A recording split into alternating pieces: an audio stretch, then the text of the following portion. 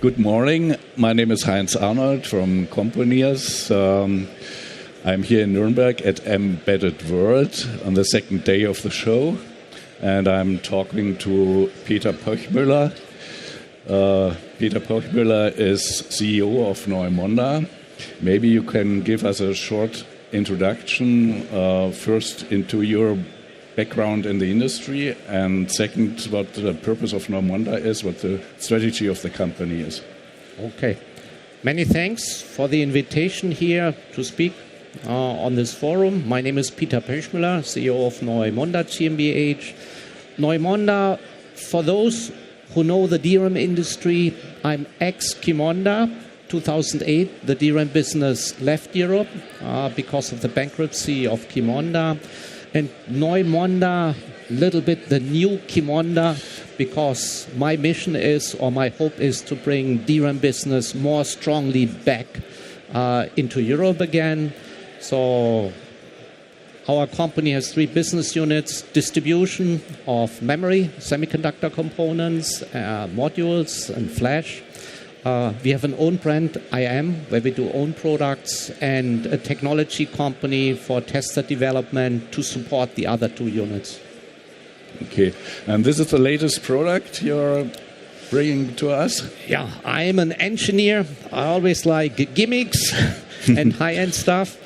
This is a 3-ton tester replacement, this little chip here, working at 3 gigahertz clock, very high frequency.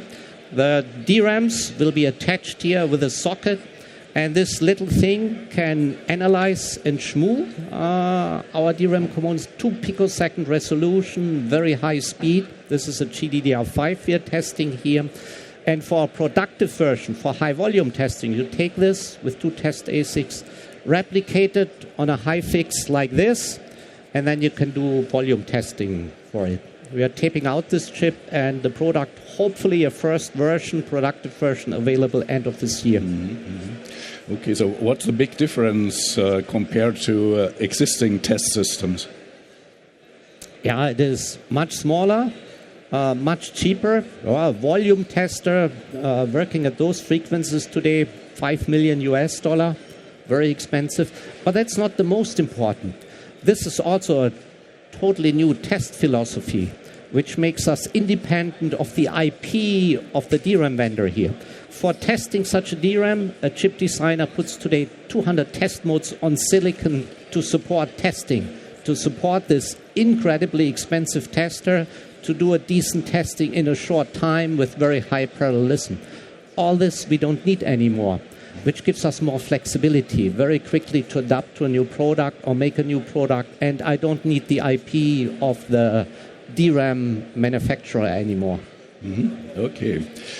So I think you are here today not only to speak about testers, but about the supply chain in general and how to make the European supply chain more resilient, and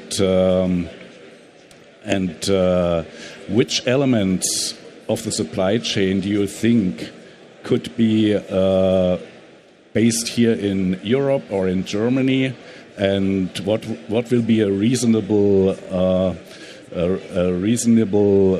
production for wafers, packaging, testing, up to the end systems? What do you think should be done here in Europe, and what can be done outside of Europe? Because we can't do everything in Europe, of course. Yes. A very short question, but a little bit of complex answer. Yeah? Semiconductors, very special. DRAM, more special. Not so many suppliers anymore. 3 big suppliers, 2 Korean, 1 US, now 1 in China also coming up, and 3 smaller ones in Taiwan. That's it. Nothing in Europe. And in 2022, we had a supply shortage. The years before, business was very stable, not so much invest, not so much disturbance in the market. 2022, a big shortage. Now, 2026, again, a big shortage. And very painful for industrial companies, our key customer, You produce a $1 million equipment, and then you cannot deliver it into the market because a handful of semiconductors is missing. So very painful. Therefore, these days, a lot of customers coming to us. So what can you do? We have also seen during COVID period, no masks, medical masks available anymore, crazy prices, couple of dollars for 5-cent commodity. So that time, a lot of discussion, can Europe be independent? Why can't we make those masks ourselves? A lot of money invested, a lot of talk of government. Then COVID is over. Nobody is interested in supporting such a company anymore, and they die again because nobody is willing to pay 15 cents for a medical mask, which you can buy in Asia for 5 cents. And next COVID, I'm sure we will have the same situation again. So what can you realistically do in semiconductors or memory, my business area? First, in my opinion, very wide supply chain. Very wide, and geopolitics you should a little bit ignore. If you look to the United States, Chinese producer, not desirable. You have customers who say, I take your product, but nothing with the Chinese contents, especially if I deliver to US government. These days I hear, suddenly they're okay to deliver again because shortage in the United States too. And even there, where really geopolitical frictions with China, suddenly even defense companies start to open up again. It's okay to get delivery from Chinese suppliers. So one thing we can do as wide as possible, include everybody. That's also a little bit our Memphis philosophy. Have everybody. If something happens, you cannot supply anymore, you switch to the next one. Usually customers don't like it, but in shortage, suddenly they're very flexible. So this is what you can do. And where should we start? Do you think it's reasonable to build a wafer fab here? That's certainly a dream. I support it, but you cannot be independent in everything. In a country like China, investing maybe $20 billion to build up government money, to build up a DRAM major player, this will never happen in Germany. I support a DRAM factory in Germany, but it will be more modest. It would be smaller scale. It must be a technology which has a future without crazy invest, maybe not deep UV. And even if you have such a factory, it will not be able to supply everything. There will always be products which need to come from somebody else. So wide supply you can do. And the next thing is, that's what we try with those tester platforms, become flexible. You make a 32 gig DDR4 DRAM, 2 16 gig on top of each other. Suddenly the supplier does not deliver any longer because they stopped or because of geopolitics. I can switch to another one, take 4 8 gig and make the same product to the outside for the customer, identical behavior. But I need to be able to test it and do this relatively quickly. That's the next step you can do. Make the rest of the supply chain, which is not so expensive, more flexible, and keep this under your own control. This, for example, we produce in Germany. Do we work together with other companies in the supply chain?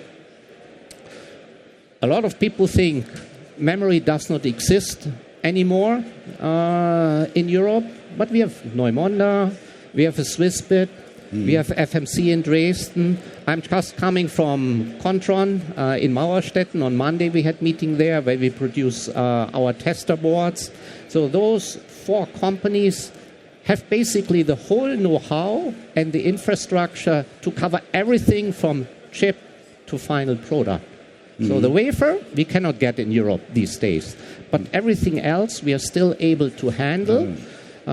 Maybe a little bit more expensive. An operator costs in Europe more than in Philippines, but we can do basically everything. I also mean you do not have to supply 100% of the market in Europe, but the key 20%, 30% industrial player who have very expensive equipment, who really urgently need the product, those you should be able to supply. a little toy duck which can speak and needs a small DRAM, this may be not so essential to supply in shortage. Yeah, with a company like Swissbit, who is producing in their fab in Berlin, and is very much in advanced packaging, is, I think, very important for the coming years. We have some major companies here in Europe, so it's not the big desert as many people think. Correct. Yeah. Correct. But there was not so much attention on it. Nobody cared medical face masks until it happened. Yeah? And now we have the second shortage in memory. Now also customers as well as government is waking up. Oh, maybe we have a couple of good companies here. Maybe help them also with not so much money is possible now. And you mentioned Swissbit. We are cooperating with Swissbit Berlin. We are developing together a climate chamber. We will give them our tester, but this tester needs a climate chamber environment here, minus 55, plus 125. We cooperate, we build this up, and already end of this year, we will be able to test and manufacture in Berlin as well. Yeah. But if we think about building a fab here, a wafer fab in Germany or Europe, things have to happen very quickly. You can't wait for another 2 or 3 years until the decision is made. Correct. That's maybe one of the big weaknesses we have. Decision making, finding investor, very difficult here. I spend a lot of time in China. I also still have an ex-Neumonda development group there. And the speed there of the company is really amazing. Really amazing. Do you think it's possible to accelerate things here? I think it's possible. I think government is waking up and supporting. But still the investment in infrastructure is still difficult. Very different from the United States, especially for big projects. I think for smaller projects, factory of Swissbit backend in Berlin, tester development is possible, but the real big projects, a wafer factory, that's difficult because just also the investment funds structure is kind of missing here. Okay, so what do you think we will see in about 12 months when we meet again here for Embedded World in Nuremberg? So next time I will have everything in volume testing and this little alliance, FMC, Swissbit, us, Kontron, you will hear more. A wafer factory, I don't know. I support it, but I'm not the key driver there. Next year, I think we will all be in good shape. This year will give us good profits. We can put more money into development, and all those platforms are then fully ready and ramped already. Okay, thank you very much. Thank you.